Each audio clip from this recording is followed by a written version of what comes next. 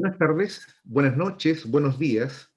Soy Gustavo Burgos y estamos dando inicio a una nueva entrega del programa de conversación política de Valparaíso, Mate al Rey.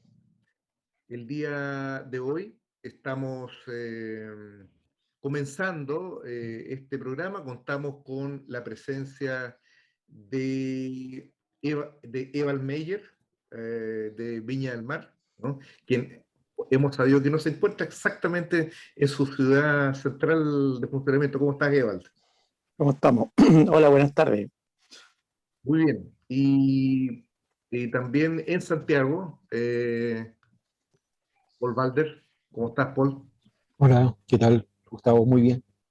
Y finalmente, quien acaba de salir del programa, pero vuelve a ingresar de una manera mágica, como nos tiene acostumbrados, desde la lejana localidad de Papudo, imagino, o a lo mejor no, porque viaja por distintos lugares del país y del mundo y del espacio, el compañero Marcel Clot. ¿Cómo estás, Marcel? Hola, ¿qué tal? Muy buenas tardes. Estoy aquí en Quillota ahora. En Quillota, Ah, Quillota. Transmitiendo desde Quillota. la ciudad de las papayas, me parece, pero extraordinarios. Y en los controles, como nuestro director y editor, el inexplicable e inextinguible director de tantos programas de televisión que tanto alegraron a la familia chilena, como el Festival de la Una, el Festival de Viña, ¿no? Entre otros. El gran Sergio Risenberg. ¿Cómo estás, Sergio? Aquí estamos, Gustavo, con todo el equipo preparado para entregar un nuevo capítulo de Mate al Rey. Me imagino, en estos momentos en Valparaíso, estamos en el centro de Valparaíso, muy cerca de la Plaza Sotomayor, hay una tempestad de grandes magnitudes, hay una marejada, se acaba de cerrar el puerto de Valparaíso, y estamos viviendo una jornada bastante agitada, no solo en lo eólico, sino que también en lo político. Estamos en un cuadro que realmente está volviendo a marcar aquellas cuestiones que resultaron centrales, que han resultado centrales durante el último periodo. Esta semana hemos vuelto a experimentar niveles de contagio de COVID que han sido considerados dentro de los primeros 3 o 4 peores días desde el inicio de la pandemia. El día martes recién pasado registramos más de 8.000 contagios. Si bien es cierto, hay una baja nominal al menos de muertes, la verdad es que la enfermedad ha seguido creciendo en su influencia, de la misma manera como se ha ido agotando la paciencia del ministro de Salud, el ministro París, quien ha reaccionado de manera bastante airada y un tanto cómica, reclamando de que el gobierno no tiene ninguna responsabilidad en el surgimiento de esta pandemia, hecho que yo creo que nosotros sí le podemos conceder al gobierno. Ellos ni siquiera tienen la capacidad de poder haber inventado un virus, mucho menos solo en ese sentido de ser responsable de la pandemia. Y en ese marco, de la misma manera, este pase de movilidad, yo lo tenía registrado en mi cabeza como una especie de pase verde, que es algo que a quienes tenemos las 2 vacunas, probablemente los que estamos acá casi todos la tenemos, además por edad debemos tener la cuota de Sinovac, que permite, al menos de acuerdo a estándares internacionales, enfrentar, no impedir el contagio ni impedir que nosotros contagiemos a otros, sino que mejora mucho la posibilidad de enfrentar adecuadamente un tratamiento de afectaciones respecto de esta enfermedad, de tal suerte que las medidas que esto pueda significar, si uno realmente puede andar de un lado para otro en cualquier momento, son cuestiones, naturalmente, lo digo sin tener ningún conocimiento de epidemiología, una palabra que todos los chilenos hemos aprendido a pronunciar en el último tiempo. Sobre ese punto hay que poner un signo importante de interrogación. De la misma manera, ponemos un signo de interrogación sobre otro de los factores que también han marcado la última semana, y tiene que ver con que pasada esta especie de resaca que nos alcanzó para borrachera electoral después del resultado del fin de semana antepasado, de las elecciones me refiero, y en particular de la Convención Constitucional, están empezando a emerger, como después de todas las fiestas empieza a salir el sol, empieza a volver toda la normalidad y las cosas comienzan a verse de la manera que realmente son. Más allá de la pasión desenfrenada del momento, comienzan a verse realmente cuáles son las materiales y reales perspectivas que tiene este movimiento. Y en ese sentido, el cuadro general de la Convención Constitucional ha empezado a mostrar sus principales rasgos. Por un lado, vemos a Agustín Esquella, por ejemplo, quien fue electo con una importante mayoría acá en la región de Valparaíso, asumiendo de una manera bastante penosa la condición de vocero de la institucionalidad, ¿no? Él ha comenzado a señalar de que ha comparado en una metáfora bastante torpe a la Convención Constitucional con la Selección Nacional de Chile. Esperemos que vamos a tolerar este error del profesor Esquella, considerando que él es un póser en materia de fútbol y escasamente conoce qué es la selección de fútbol, sobre todo en este momento, pero él vamos a querer interpretar de que se está refiriendo a los grandes formatos de la selección de fútbol de Chile, y hay toda una tendencia por parte de los medios de comunicación, de los que es que ella no es más que su amplificador, en orden a señalar de que nosotros estamos viviendo un momento en que todos los chilenos debemos unirnos, debemos sacarnos nuestras camisetas, no para hacer una fiesta de espuma, sino más bien para abordar una tarea que nos une a todos como chilenos, y por qué no decirlo, como cristianos también, probablemente, es lo que puede estar en la cabeza de ellos. Por un lado tenemos este fenómeno que ha sido bastante interesante, de la manera como el régimen comienza a tratar de resignificar este salto electoral, este terremoto electoral tan importante que amenazó a las fuerzas de lo que ha sido llamado el Partido del Orden, y por otro lado, cómo ha habido esfuerzos un tanto asintomáticos, un tanto caóticos también, como ha sido todo esto por parte de las nuevas fuerzas emergentes, por parte de los independientes, por parte de la lista del pueblo también, o algunos sectores de la lista del pueblo que han tratado de comenzar a articular alguna voz que pareciera acercarlos de alguna forma a lo que es a lo que es el eje PC Frente Amplio, pero que formalmente también los separa. Y termino señalando y saludando de manera muy entusiasta, porque ya comienza a aparecer el inefable unicornio que pone fin al tiempo que tengo acá para hablar, señalando una cosa, el saludo al vigoroso mensaje que nos ha dado María Rivera, una de las convencionales electas que ha hecho planteamientos muy enfáticos respecto al carácter de clase o a la necesidad de proyectar, digamos, la lucha de las calles a el espacio del hemiciclo constitucional. Eso como una pauta general. Como estamos sin pautas generales u orden, le doy la palabra. Hay como un cierto ruido. Hay un ruido que me parece que puede provenir de Marcela, así que lo voy a silenciar. Listo. Paul, ¿cómo estamos? Sí, bueno, ese extraño ruido como que nos distrajo un poco. Sí. Mira, más que ver la configuración que tiene hoy la convención, que va a llevar tal vez a ciertas alianzas, ¿no? Donde el punto, digamos, de mayor flexibilidad en cuanto a posibles vetos va a estar en el Partido del Orden, en lo que es la concertación hoy en día, ¿no? Nosotros hacemos una observación cronológica hacia atrás en todas y podríamos ir viendo las votaciones de la concertación desde el año 90 en adelante. Claro, no nos cabe ninguna duda de que va a apuntar hacia una mayor extensión de lo que ya de lo que tenemos. Puntos más o menos, aspectos más o menos clave, ¿no? En cuanto a los temas más duros, ¿no? Los temas financieros, los temas económicos, el rol del mercado, el rol del Estado, los recursos naturales y otros. Yo creo que ahí va a haber un punto, un área bastante compleja para, para ir elaborando una nueva constitución. Sin embargo, puede haber también, o sea, yo creo que no es un grupo homogéneo, si estamos observando que no todos van a estar de acuerdo, digamos, con el grupo, el bloque homogéneo que es la derecha, ¿no? Podríamos ver que van a haber algunos temas que sí, por un asunto de intereses, ¿no? de intereses y hechos ya consumados, la concertación va a tener que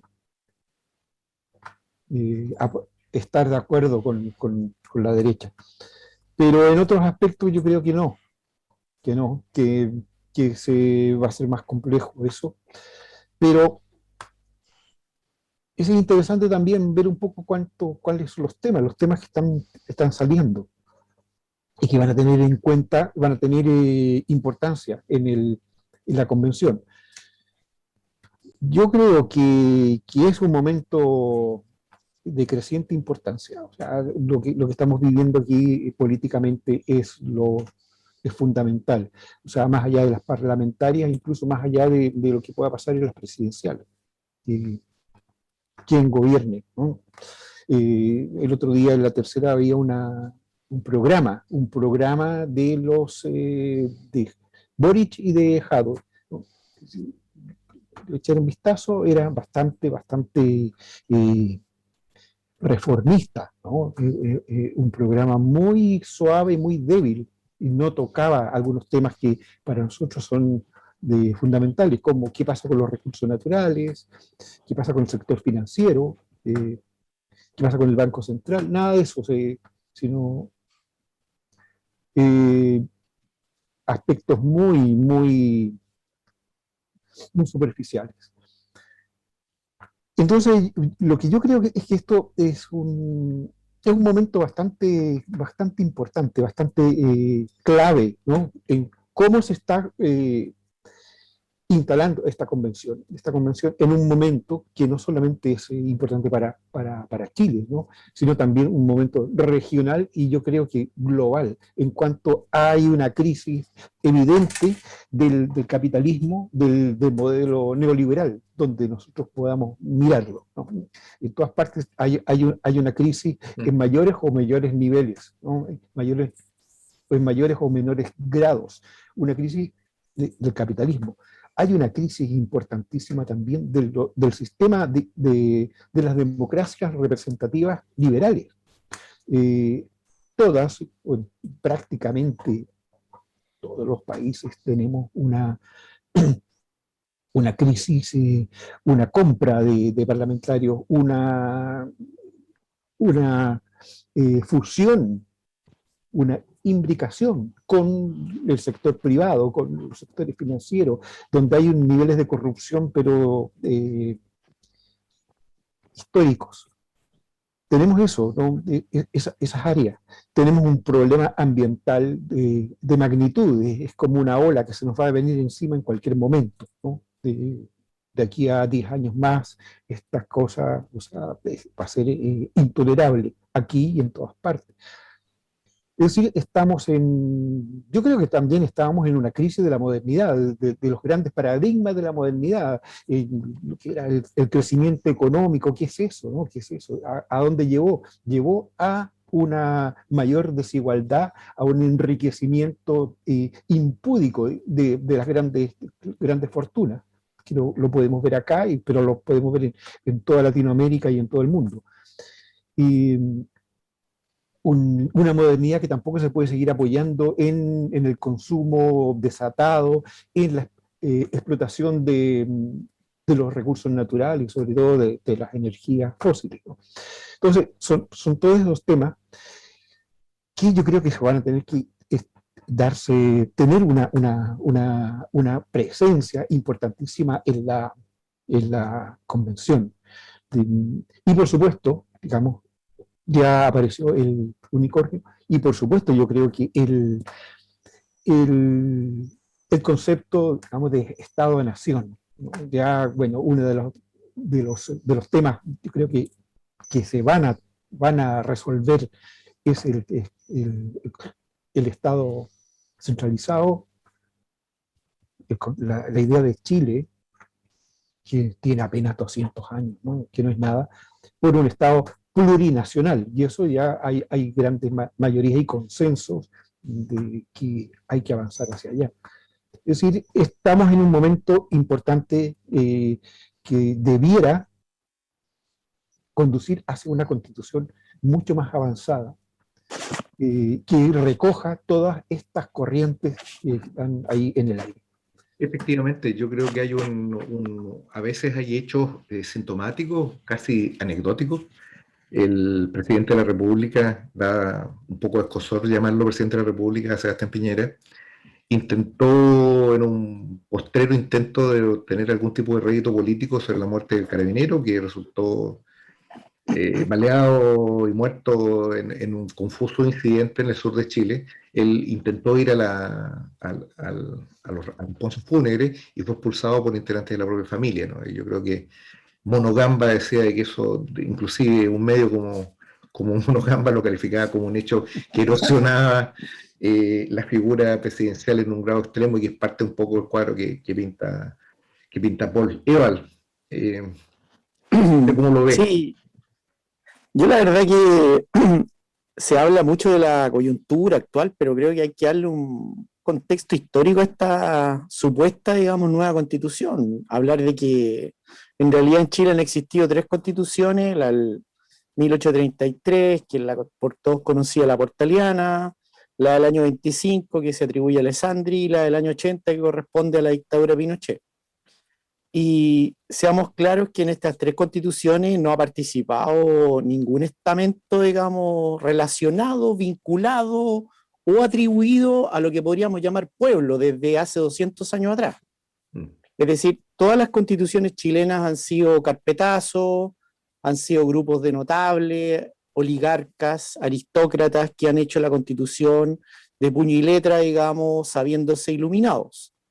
Eso incluso hasta hace pocos años con la Constitución del 80 y el triste célebre, digamos, abogado Guzmán, que fue acribillado y muerto, digamos, en la Pontificia Universidad Católica, el año 90.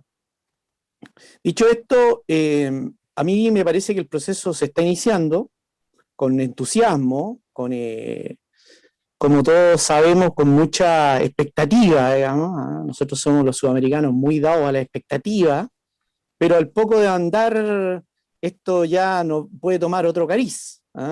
Como señalaba aquí el compañero que habló antes, hay una serie de temas que están en disputa y no sabemos cómo van a reaccionar. El primer tema es si la Constitución va a ser anti-neoliberal o va a continuar siendo liberal. Primer punto. Un punto, digamos, estructural, de basamento.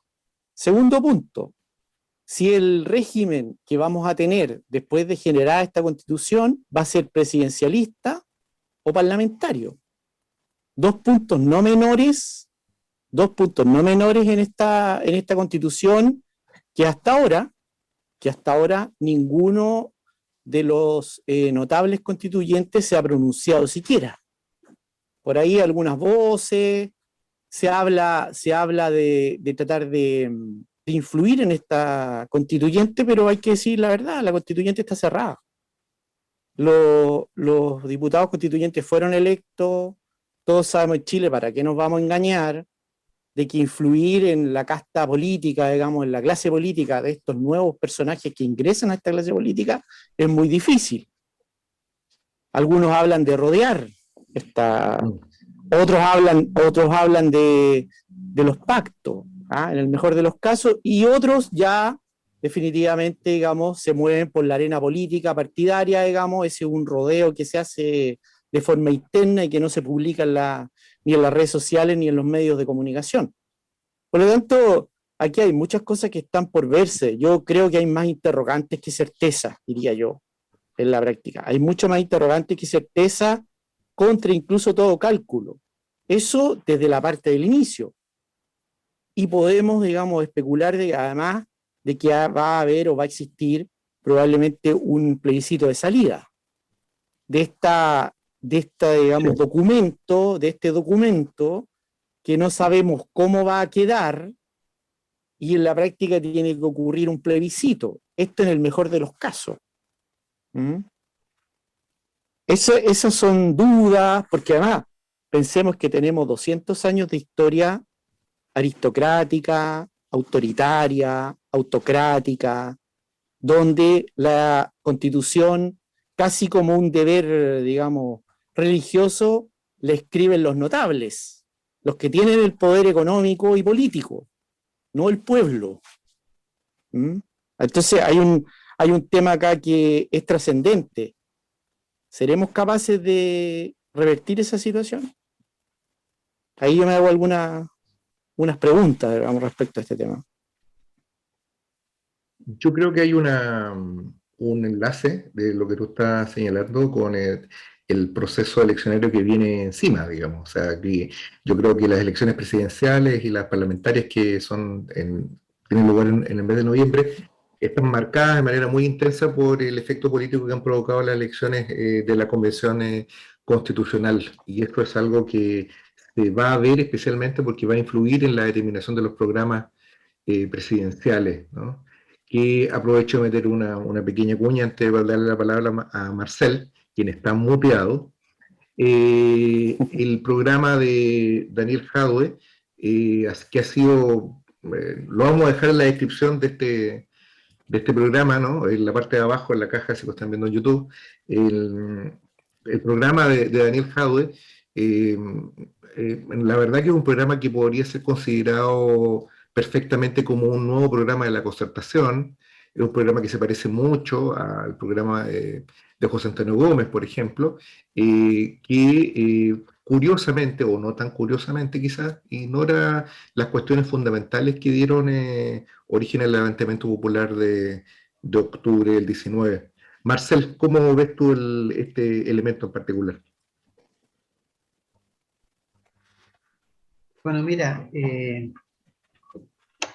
antes de referirme al programa de Jadwe, me gustaría plantear algunas cosas que me surgen del resultado electoral que se ha denominado como las mega elecciones.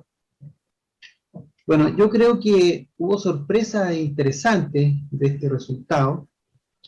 La brutal caída de la derecha en sus mínimos históricos, cosa que era poco predecible por el mismo sistema de cifras repartidoras.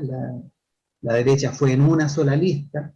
Uno podía haber esperado que tuviese mejores resultados. Debía haber tenido mejores resultados, a pesar de que dentro de todas las listas es la que más representantes sacó, porque precisamente un 20% repartido en una lista obviamente va a sacar más representantes que un 80% repartido en 9, que esa fue la realidad que verificamos. Pero a pesar de todo ello, la caída de la derecha es tremenda. Incluso en comunas de derecha como Vitacura, la votación de la derecha cayó la votación de la derecha en Vitacura. Por lo tanto, ellos están en una crisis política que no solamente es de votos, sino que también de ideológica, ¿no? O sea, la legitimidad de la eficiencia, las empresas privadas, la desaparición del Estado, la AFP, la ISAPRE, la educación lucrativa, la salud lucrativa, el agua en manos privadas, todo eso ya no convoca la conciencia del ciudadano, de chilenas y chilenos. Bueno, lo otro también que aparece como de manera importante y categórica ahí es la caída, la pérdida de legitimidad de los partidos comparsa de la derecha, que va, a mi juicio, desde el Frente Amplio hasta la democracia cristiana, ¿no? Bueno, en ese contexto aparece una nueva fuerza, de la que se ha hablado bastante, que es la lista del pueblo.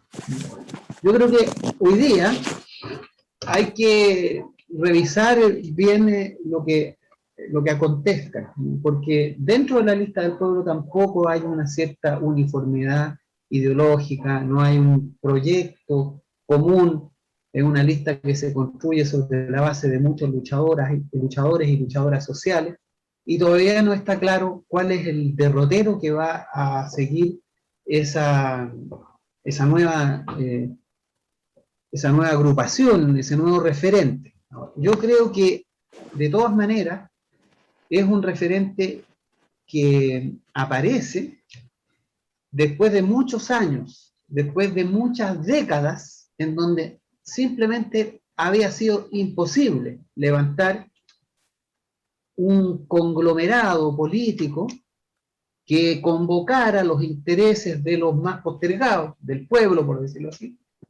Y en ese sentido me parece muy interesante ese fenómeno, la aparición de este sector, que yo lo veo hoy día a partir de la inscripción de este partido de Parisi y de Lorenzini.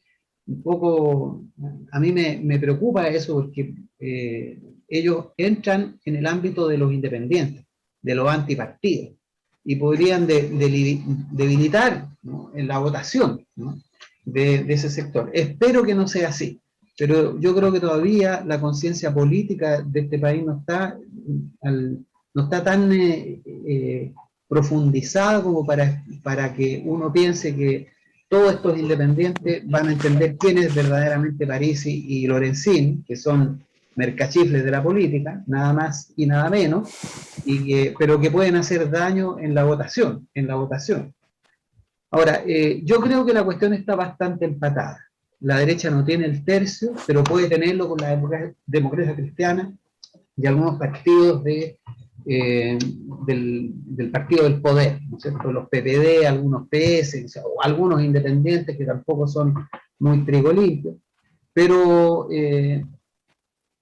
tampoco está claro que ellos puedan tener los 2/3 para poder instalar una constitución nueva, amañada en función de los intereses de todos los que están detrás del partido del poder, que no son menores, que es Lucy, que es Mate, es Angelini, es la clase empresarial, por decirlo así. Entonces, yo creo que la cuestión está bastante empatada, ¿no? Que es difícil pensar qué tipo de constitución vamos a tener, a dónde va a conducir este proceso. Entonces, en ese sentido, yo creo que hay que esperar, y sobre todo, pienso yo, hay que intentar presionar a la lista del pueblo para que se anime, ¿no es cierto?, y tome la conducción de un proceso de articulación de sectores más progresistas. No quiero usar esa palabra, de sectores más de izquierda, de sectores por favor, Marcel, ¿no?, sí, mantengamos la compostura. por sectores más populares, ¿no? Es que uno tiende a usar esas palabras que tratan de decir algo, pero que no dicen nada, ¿no? Pero están instaladas están legitimadas en el lenguaje. Pero yo diría más populares, ¿no? Yo creo que hoy día es urgente que en torno a ese sector podamos construir y levantar un referente que aglutine a los sectores más contestatarios, a los sectores más revolucionarios, y que haga un llamado, que convoque a los trabajadores, a las trabajadoras, a incorporarse en este proceso. Porque creo que hay una oportunidad, a partir de la aparición de este sector independiente crítico del sistema de partidos y del neoliberalismo, hay una oportunidad para levantar un proyecto de izquierda, un proyecto más revolucionario. Y eso creo que es lo interesante de este fenómeno, pero al mismo tiempo pienso que en la Asamblea Constituyente la discusión sobre la nueva Constitución está bastante empatada. Y es difícil pensar que con los 2/3 algún sector pueda conseguir algo algo interesante, ¿no? Y a no ser que seamos capaces de levantar un referente que pueda postular una lista independiente o una lista unitaria en las próximas elecciones parlamentarias, en donde si va una sola de carácter revolucionario, en ese sentido va a ser posible darle una derrota contundente y significativa a la derecha, que podría apoyar lo que se puede hacer en la Convención Constitucional. Yo creo que Marcel, Gabriela Mistral decía que el símbolo de nuestro país, en el escudo, consigna dos animales que son expresivos de algunas particularidades del sentir nacional, ¿no? Que tengamos a un buitre hermoso, que no es otra cosa, es el cóndor, y a un animal que nadie ha visto y que en realidad casi no se sabe si existe. Eso es lo que se pregunta Gabriela Mistral, como el huemul. Es llamativo de que un animal que no se sabe si existe y un carroñero en realidad sean los símbolos de este país, dan una idea de la forma como se estructuró un poco lo que decía Evald, cómo se estructuró el Estado en Chile, porque tenemos que decir que los padres de la patria fueron libres para elegir esos animales. Pudieron haber elegido un león, ¿no? Pudieron haber elegido un águila, ¿no? Animales que son en el canon occidental paradigmáticamente signos de fortaleza, de vigor, de autonomía, de libertad, ¿no? Se escogió libremente estos animales de una identidad bastante confusa. Yo creo que eso que estuvo presente al momento de fundarse nuestra república, en realidad nuestra república, también está presente en este momento que también es fundacional, que es lo de la Convención Constitucional. Nosotros no tenemos que mirar en menos de ninguna manera lo que estamos viviendo. Nosotros somos protagonistas de un periodo político de una enorme significación, que yo creo que desde el 18 de octubre del 19, estos periodos que estamos viviendo, y lamentablemente, inclusive hasta esta conversación, van a ser objeto de estudio por futuras generaciones. Lo que nosotros estamos haciendo se va a analizar, se va a estudiar en 20, en 30, en 50 años más y probablemente en 100 años más, de la misma manera como hoy día nosotros estudiamos las constituciones de 1833 y la constitución del 25, solo por señalar los textos constitucionales que revelaron procesos políticos de una profunda intensidad. Y en ese sentido, yo quisiera solamente marcar una idea que lo enuncié en la partida del programa. Las plataformas políticas no son cuestiones caprichosas.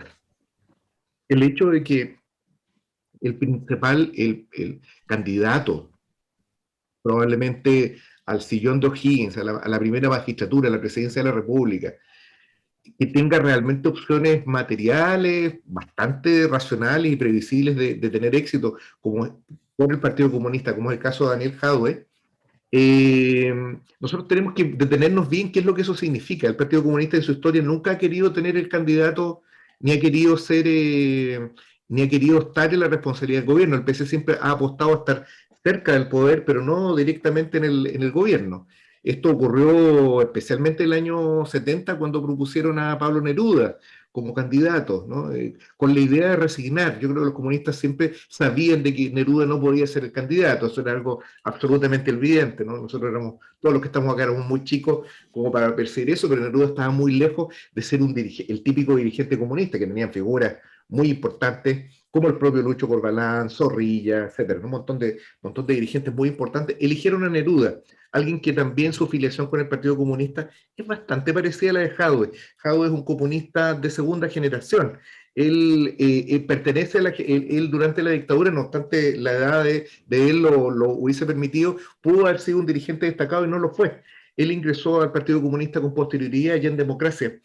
Y es un arquitecto de un medio más bien acomodado y que en general su discurso, si hay algo que lo caracteriza, es ser bastante complaciente y bastante cauteloso con el poder. Y esto no es simplemente una mala onda con Jadwe, con el paisano Jadwe, sino con la constatación de que en su programa político vemos estos típicos enunciados que son tan habituales en los programas de las mesas de candidaturas a los centros de alumnos. Muy probablemente nos preocuparemos por el medio ambiente, por la mujer, por los indígenas, etcétera, ¿no? Todas estas cosas que son como expresiones de buena crianza, pero no se hace cargo realmente, y el programa nosotros lo podemos ver, esto no es una imputación baladí, no se hace cargo de ninguno de los problemas centrales. Digamos, el programa no plantea la cuestión de la libertad de los presos políticos, sino que por el contrario plantea una política general de resarcimiento de los daños morales ocasionados a las personas que han sufrido violaciones de los derechos humanos.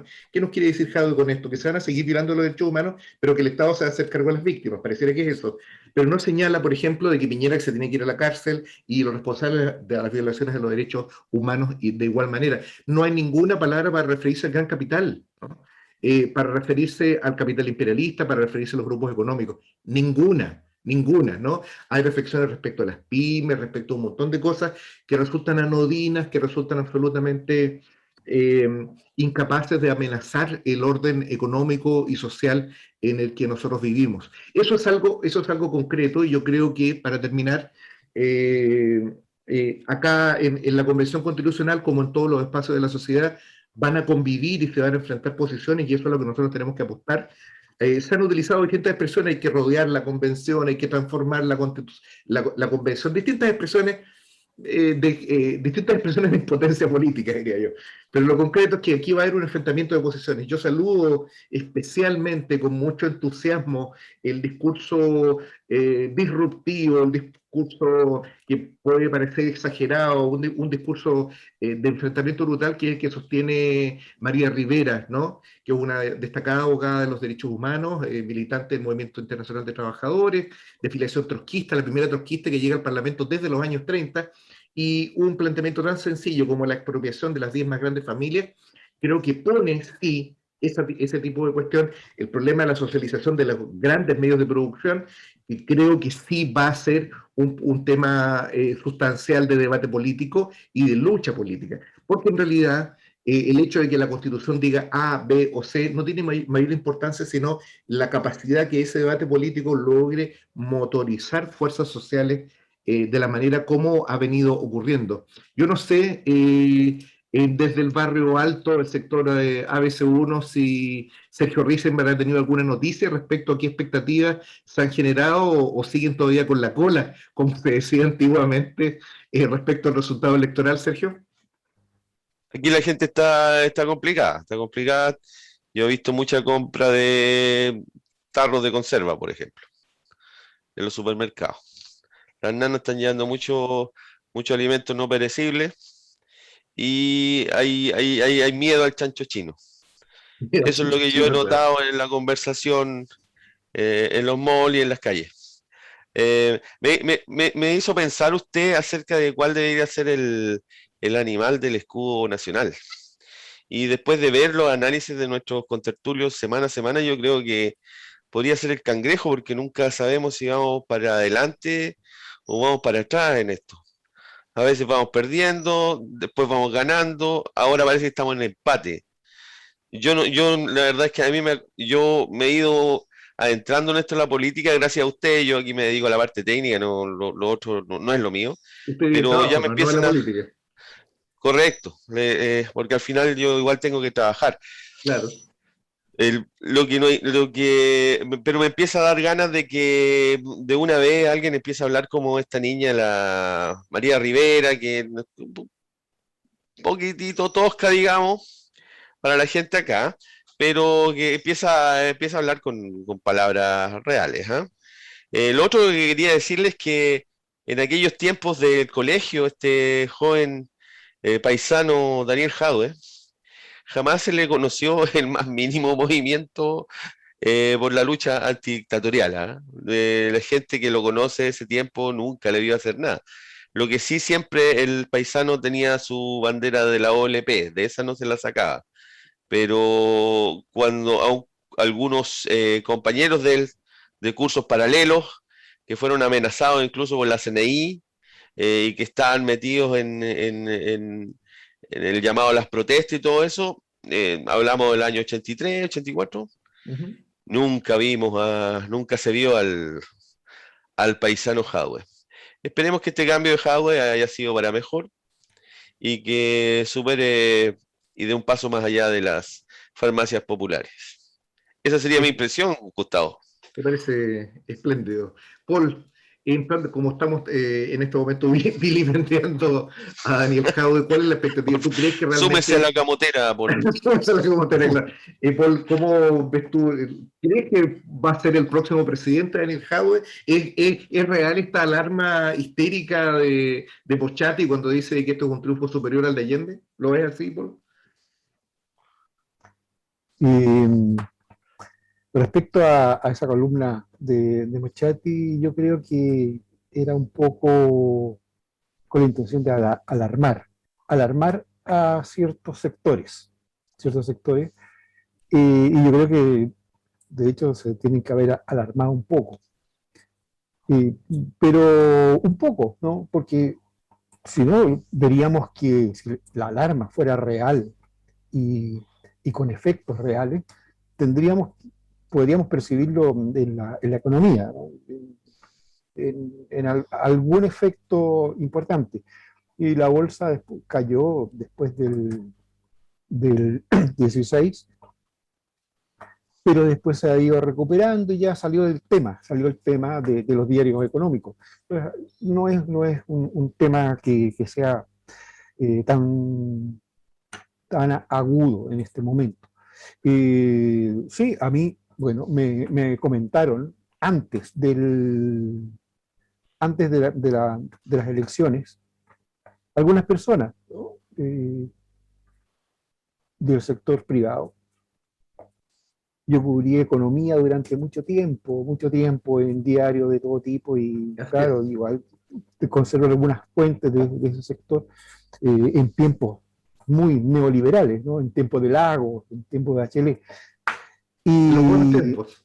En los buenos tiempos, cuando aquí, bueno, las cosas funcionaban. ¿Ah? Claro, exactamente.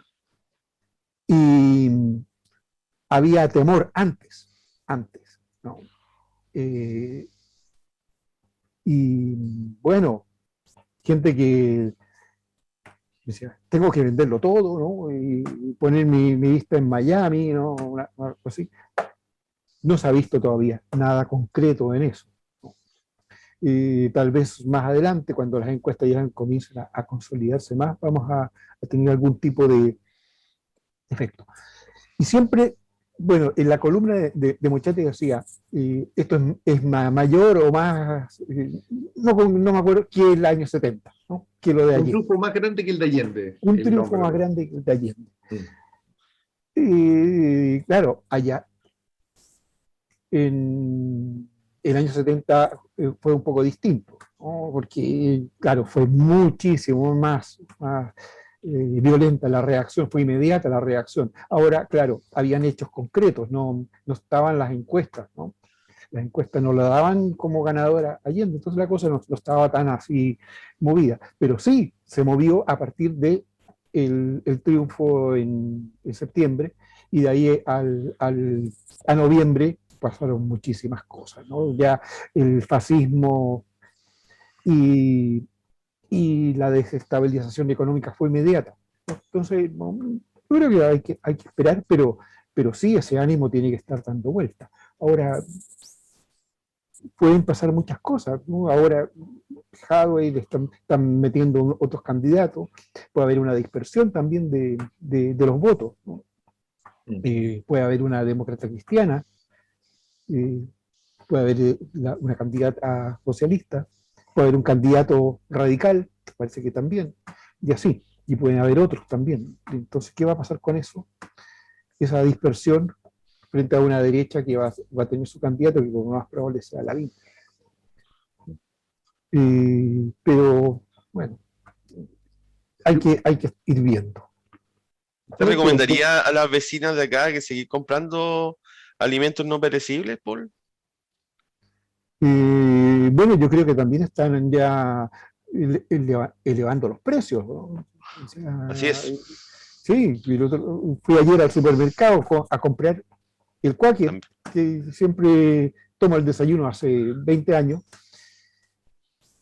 valía hace muy poco 1.100 pesos, ahora está a 1.700 pesos. Esto hay presiones para un control de precios, lo mismo en la construcción también, hay un problema, pero yo creo que van a seguir comprando, ¿no? Ya, o sea, podríamos decir que esto dejó a un sector de la población comiendo cuáquer. Posible. Posible. Puede ser, Y ¿no? por el Puede ser. tiempo, Marcel nos avisó al comienzo de que él tiene otro compromiso, así que le doy la palabra un poco para ir cerrando, porque él tiene que compartir sus ideas y su presencia en Muy popular. en otro escenario. No voy a decir que nos va a poner el gorro, pero va a estar en otro lugar. Así que, Marcel, por favor, para ir cerrando también. Sí, bueno, mira, yo quería referirme a la columna de Mochati, ¿eh? Mochati es un periodista que ha probado ser bastante derechista, ¿no? Y muy proclive a, a los militares. Le gustan los militares en la calle, le gusta el orden, la disciplina. En el fondo es un fascista de tomo y lomo, ¿no? Eso es evidente, ¿ya? Sí. Y claramente, siempre él, yo me acuerdo para el estallido social, hacía columnas y opinaba, ¿dónde está el orden? ¿Dónde está la policía? ¿Dónde está Carabineros? ¿Dónde están los militares? O sea, como diciendo, a ver qué pasa, que no vienen a restablecer el orden quienes tienen que restablecerlo, ¿ya? Entonces, yo creo que lo que él hizo es muy bien lo que dice el compañero del Clarín, ¿no? Paul Balder, por favor, Marcel. Paul Balder. Que me Cosa confundo con memoria. Ewald Meyer y Paul Balder, demasiada gente extranjera acá, Sí. toda la comunidad europea en este medio, entonces no quiero equivocarme, entonces Bueno, es un reclamo, Bueno, y un reclamo. Marcel también, ¿no? Sí. ¿ah? Pero estoy Un reclamo más, francés, lo mío ¿no? está más chilenizado, ¿ah? Ah, bueno, muy bien. Que el francés es más latino, más latino. Sí, Claro, es más sí, latino. Lengua exactamente. romance. Asterix. Bueno, entonces yo creo que lo que él hace es intentar generar, empujar el temor, empujar que existen las condiciones para instalar el orden, ¿no? Pero si uno hace una simple comparación, ¿no? O sea, Allende, de partida esto es una elección de una convención constitucional, no es una elección presidencial. Hay muchas listas, dentro de esas listas hay listas independientes que uno no sabe quiénes son, ni para dónde van, ni cuáles son sus pretensiones, ¿no? Pero además, hay que pensar que en la época de Salvador Allende el 90% votaba, que teníamos un movimiento popular organizado en torno a sindicatos, a movimientos intelectuales, a movimientos culturales, el nivel de... ¿no? O sea, la elección de Salvador Allende provocó el asesinato del comandante en jefe, ¿no? Y aquí a lo más provocó una movida en la bolsa, ¿no? Que es típica, que ni siquiera tiene que ver con el temor, sino que es simples movimientos que ocurren en las bolsas cuando cambian los escenarios, ¿no? Y eso pasa en todas partes del mundo y pasa en Chile, y ni siquiera fue un hecho de temor. Entonces, ni siquiera sabemos si este nuevo conglomerado que emerge, que es la lista del pueblo, que así espero yo y creo que debería apuntar en esa dirección, tiene una agenda y un programa político revolucionario, ¿no? El programa de Allende era revolucionario. No se olviden que Allende nacionalizó la banca, terminó con el latifundio, construyó esta área social, o sea, nacionalizó, terminó de nacionalizar el pobre. O sea, francamente, hacer una comparación es de Mochati, ¿no? Yo me acuerdo que Mochati una vez me entrevistó, ¿ya? Y toda la información que él tenía para hablar de quién era yo, la sacó de Wikipedia. Así que seguramente, para sacar ese datito de que esto es como lo mismo que la Unidad Popular, también lo ha sacado de Wikipedia, y a mí con eso es suficiente para perderle toda seriedad. Lo que sí es preocupante, porque Mochati es un hombre que convoca, que mueve, que su voz es escuchada. Y eso es lo único que a mí me preocupa, nada más. Debo abandonar esta canal. Este nuevo espacio, muchas gracias, Marceli. Bueno, que creo que el tango lo dice así, hay un tango que dice que te llueva finito, puede ser. Si es así, y si no es despectivo, entonces que te llueva finito, Marcelo. Nos vemos. Chao. También puedo decir yo ahora, ustedes a partir de este momento van a entrar en mi pasado. Claro, eso es un tango más contemporáneo, eso muy bien. Una cita al polaco Goyeneche, se despide Marcel Claude. Y bueno, seguimos nosotros. Mientras tanto, yo quiero hacer una observación sobre el personaje de Mochati. Mochati no solamente se ha distinguido internacionalmente por ser uno de los grandes imitadores de Larry King, sino también por ser un empresario de las comunicaciones, un inclemente empresario de las movilizaciones que en general, desde las relaciones que ha establecido con esta cadena CNN, ¿no? Que es la cadena de Paul, no sé si me puedes ayudar en esto, ¿quién es el dueño de CNN?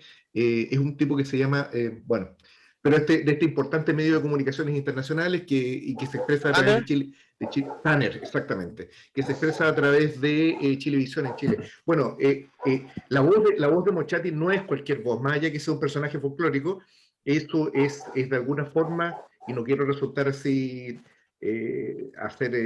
altisonante, pero es una voz, podríamos llamarla del imperialismo, ¿no? Es la voz de la gran burguesía.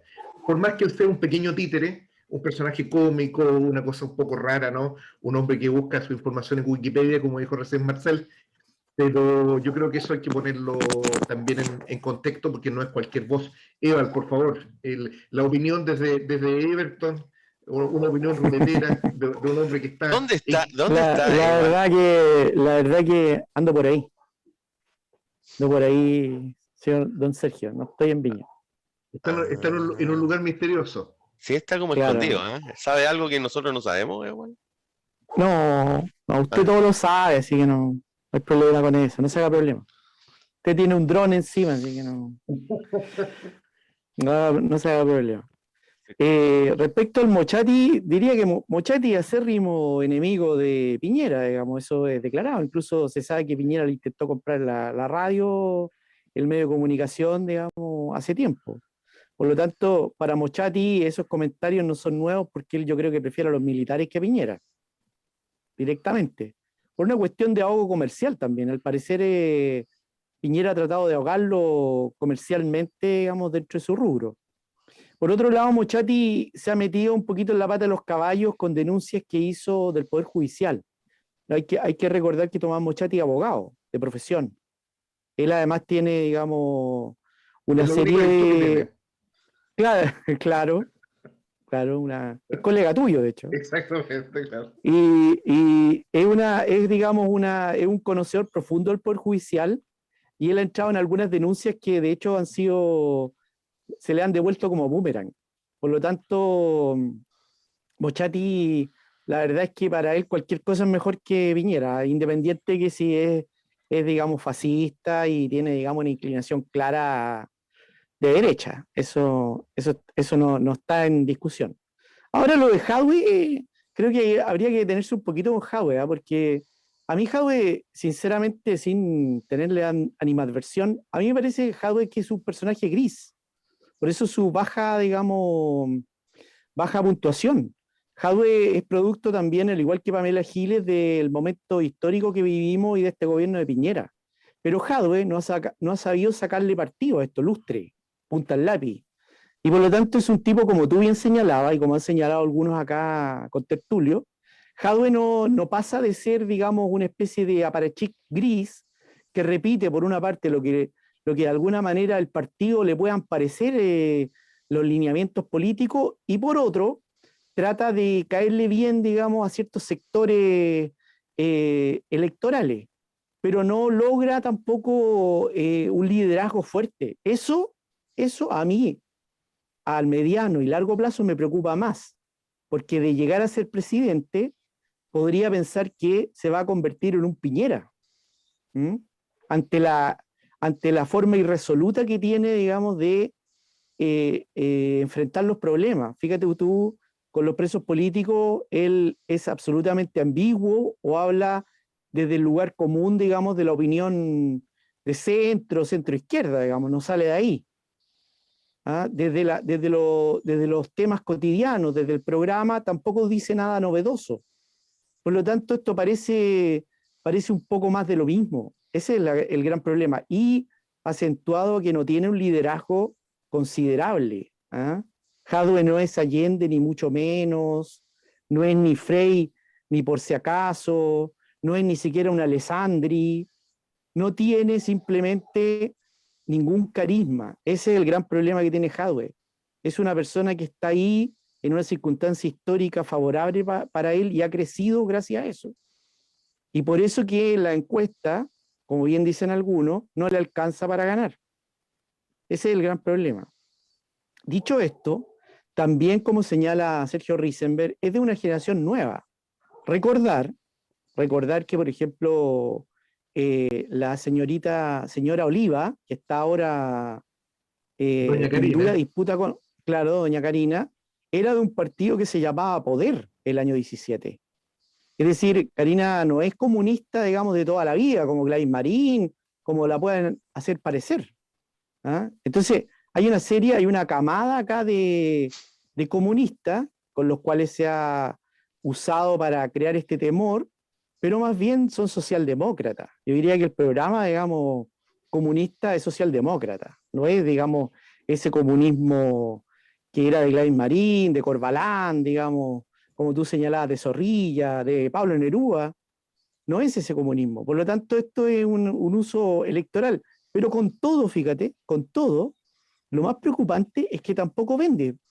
Tampoco le vende al electorado. No sube en las encuestas. Y eso es un poco preocupante. A mí, eso quizás al mediano plazo me preocupa más. Para ir cerrando, Paul, este discurso tan categórico de Evald sobre la afiliación comunista, que solamente lo hago en defensa de la Revolución Democrática, ¿no? De Karina Oliva, entiendo, pero es probable que yo también esté equivocado, pero muy probablemente Paul nos podrá sacar de esta duda. Entiendo que Karina no es del Partido Comunista, sino que es candidata de Revolución Democrática. ¿Sí? No. Tampoco. ¿Quién sabe? A ver quién se va a ganar la estrellita. Convergencia social, ¿no? Convergencia social se ganó inmediatamente un año de Salcetal. Con esto. Es correcto. Muy bien. Y una guitarra tizona. Es convergencia social. Sí.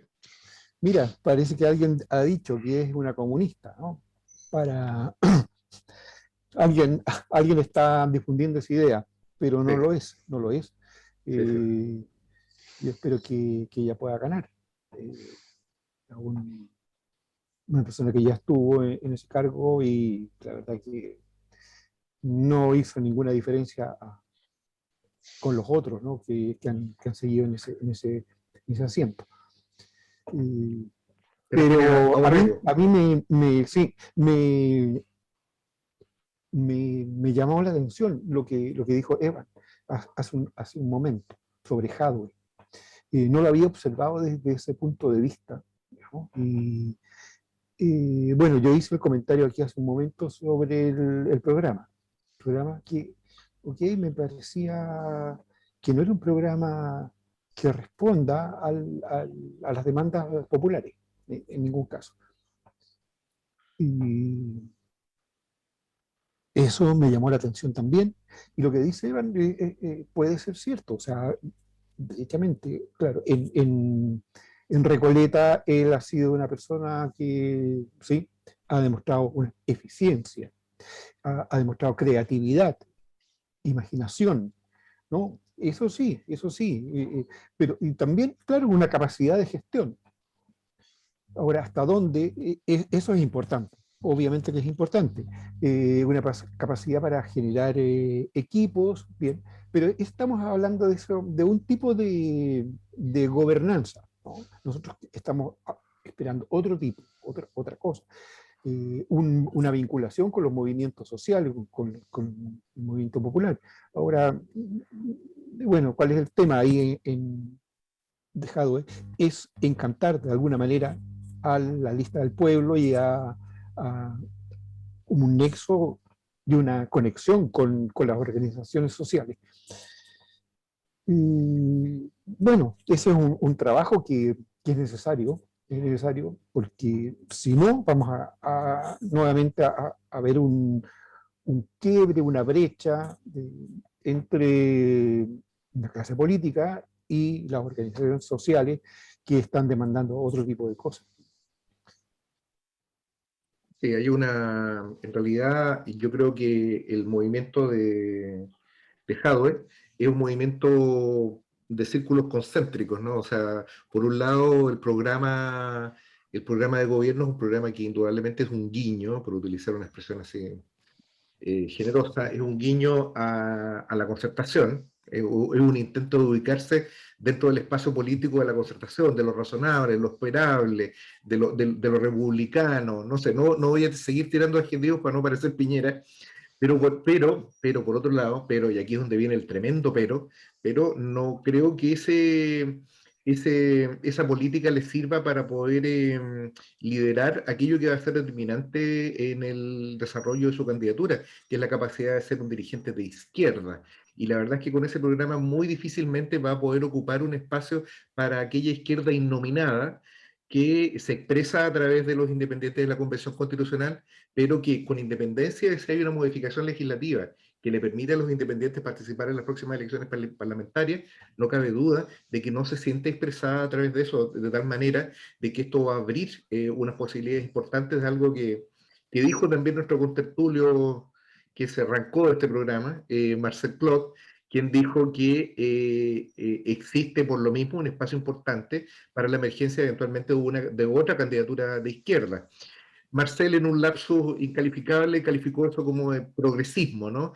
Yo quisiera corregir esa expresión porque estoy seguro que fue un error de él y expresar de que simplemente va a ser necesaria la intervención y la unidad, la intervención electoral, especialmente por parte de aquellas fuerzas que nos reclamamos de la clase trabajadora. ¿Mm?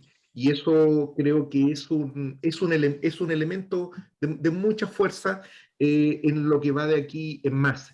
Probablemente la Convención Constitucional la ha extremado al máximo, y aquí estoy haciendo una cita a Lenin, ¿no?, con respecto a lo que son las asambleas constituyentes. Él decía que era la máxima expresión democrática que puede otorgar un régimen burgués. Acá efectivamente eso es lo que está ocurriendo. Más democracia que en la Convención Constitucional, imposible. Sin embargo, esa máxima expresión de libertades democráticas no alcanza a ser suficiente porque lo estamos comprobando. Esto no es un invento simplemente talmúdico de estar apelando a la escritura de la Revolución Rusa, sino lo comprobamos en la práctica de que el programa de Jadwe es un programa eh, que es estrictamente democrático burgués. No es un buen candidato, a lo mejor, no lo sabemos. Probablemente yo creo que quiero terminar diciendo porque estamos ya en la fase nos estamos despidiendo del programa, pero quiero señalarse una cosa que yo creo que es interesante, y es que la candidatura de Jadwe, y esto me lo dijo un pajarito, el mismo pajarito que habla con Maduro, me habló conmigo también, y me dijo que en el Comité Central, cuando se decidió la candidatura de Jadwe, hubo una fuerte resistencia de Guillermo Teller y del aparato del Partido Comunista. Hablamos de Lautaro Carmona y los grandes monstruos del estalinismo chileno, quienes se opusieron a la candidatura de Jadwe. Esta candidatura llegó con un poquito de aire a la vida pública, pero no, ellos eran de la idea de que el Partido Comunista no debía tener candidatura y debía expresarse directamente apoyando algún tipo de expresión política más democrática. No sé, veo un poco confundido, como siempre mofándose de manera cobarde Sergio Risenberg, que tiene alguna percepción respecto a eso, o tiene otra información probablemente, ¿no? No, Gustavo, la verdad es que a mí me agradan sus palabras, las palabras de todos los contertulios, porque han llevado tranquilidad a las casas de la gente decente. Digamos, podrán haber candidatos comunistas, pero no hay programa comunista, no quieren el comunismo. Y todos aquellos candidatos que son socialistas tampoco quieren el socialismo, por lo tanto, pueden seguir con sus vidas tranquilamente. Yo la verdad es que me reía de la, ¿cómo pueden ser tan tan amarillo, digamos. Yo pensé que Telier no quería a Jadwe porque lo consideraba poco controlable. Jadwe todos sabemos que es masón. Ahí también hay Ya, hay un tejido de las oscuras capas del poder en Chile. ya. Y probablemente el compañero Telier habrá visto eso y para sacar su postura de que mejor no tengamos candidato y apoyemos a uno de la concertación. Es terrible Sí, el bueno, compañero pero Telier. eso es algo que Bauer me parece que fue un candidato el Partido Comunista en las elecciones del año 52, puede ser en Estados Unidos. El Partido Comunista expresamente sostuvo la política de no tener candidato para no perjudicar la candidatura del demócrata, que tampoco me acuerdo. El encierro y la edad me están conspirando y se me olvidan los nombres de las cosas. ¿Alguna cosa que se les quedó en el tintero, Paul, Eval, que quieran señalar para irnos despidiendo? Sí, Eh, que estamos, bueno, no que hable Paul, que hable Paul. no, no, no. Bueno, ¿estás refiriendo a Bernie Sanders, creo, o no? No lo sé. ¿Sí o no? No, no, no, yo no me estaba refiriendo a Bernie Sanders. Me estaba refiriendo a un candidato, creo que fue Bauer, pero me parece que fue el año 48 o Ah, ok, 50, ok. que fue un legendario secretario general del Partido Comunista Norteamericano, que tenía como política que ellos no llevaban candidatos para no perjudicar a los demócratas, una pusilanimidad a nivel extremo. Así. Pero hay algo de eso en la política de Teller. Sí, como para terminar, yo creo que, insisto, que estamos en un momento especial, que lo que se mueve, lo que se ha movido desde el 18 de octubre hasta el 15 y el 16 de mayo pasado, son fuerzas muy importantes, muy potentes, que de hecho desconcertaron a todos, ¿no? A todos los analistas, a las encuestas, a, a todo tipo de observadores, a los políticos, a las clases políticas. Ha sido, yo creo que una, un evento fundamental. ¿Y qué pasó después de eso? O sea, nosotros veíamos miles de banderas en la Plaza de Dignidad, miles de lienzos con Sí. miles de demandas. Ahora hay un referente concreto, que es la lista del pueblo. Está en la superficie y es visible, es visible. Eso está haciendo, hay una visibilidad de lo que estaba en la Plaza de Dignidad, en lo que se llama la multitud, ¿no? O sea, de esa manera ha logrado una cierta representación ahí. Ahora, he leído por ahí en algunas redes sociales que tampoco se confía mucho. Hay algunas organizaciones que tampoco confían en la lista del pueblo. Eso está por verse. Yo creo que esta visibilidad también constituye una especie de imán y que va a canalizar con mayor fuerza todavía estas demandas que no podíamos verlas. Creo que hay otras instancias interesantes que van más allá de los canales habituales de la democracia. Tampoco lo conozco muy de cerca, ¿no? Pero estos territorios en red, ¿no? Están allá en Valparaíso, ¿no? Sí. Creo que apuntan hacia otras formas, ¿no? Otras formas de democratizar y de organización. Y es difícil verlo, ¿no? En toda su magnitud, pero yo creo que esta visibilidad en la convención yo creo que va a ser es positivo. Eval. Sí, yo concuerdo con Paul y diría una frase corta antes de, yo creo que la cajita izquierda-derecha está un poco, digamos, colapsada, o sea, es decir, que el poder o las relaciones políticas, los vínculos políticos, las movilizaciones políticas están pasando por fuera de esa cajita. Es decir, la izquierda y la derecha, en términos ortodoxos, como lo conocimos nosotros, en todo lo que ha sido el sistema de partido, está, digamos, en la práctica hundiéndose. Y por lo tanto las fuerzas están pasando por fuera, por al lado, por encima, y nosotros nos cuesta darnos cuenta, más con todos otros problemas que hay, como la pandemia, el tema de ahora que se nos olvidó, digamos, no pudimos tocar, fue el voto obligatorio. Volvemos, es decir, volvemos desde el año 80 y algo, 90, al voto voluntario obligatorio, es decir, hay signos claros de que el sistema no está, digamos, funcionando de manera arquetípica. Ese es el punto. Yo creo que ese es el punto, porque además hay otras variables, medio ambiente, género, feminismo, hay otras variables, hay otras motivaciones políticas que están moviendo justamente a la gente en la calle y en varios sectores de diferentes estratos sociales. Por lo tanto, esto de izquierda a derecha, y es por eso que los políticos están prácticamente solos, son una clase política, digamos, que maneja muy a distancia esto. Ese es el gran problema que se ve. Por eso Paul apunta muy bien a ese signo, digamos, de los tiempos. Eso. Bien. Es que no hay izquierda y derecha porque todos se fueron a la derecha, ¿no? Sí, yo diría eso, más que aquella broma, poema infame de Nicanor Parra, ¿no? Cuando dice que la izquierda y la derecha unidas jamás serán vencidas. Eso en abstracto es un chiste, pero dicho el año 1977, es una confesión expresa, una pusilanimidad y cobardía ante la dictadura, ¿no? De quien además puso Bueno, claro. su nombre en envergadura intelectual al servicio de la dictadura. No por algo, él se transforma en una de las especies figuras, niño símbolo de la intelectualidad del Pero la régimen. pregunta, vuelvo a insistir, la pregunta que siempre queda rondando y que nadie contesta es, ¿efectivamente la izquierda o la derecha, o la pura derecha que se parece a la izquierda, movilizan a la gente?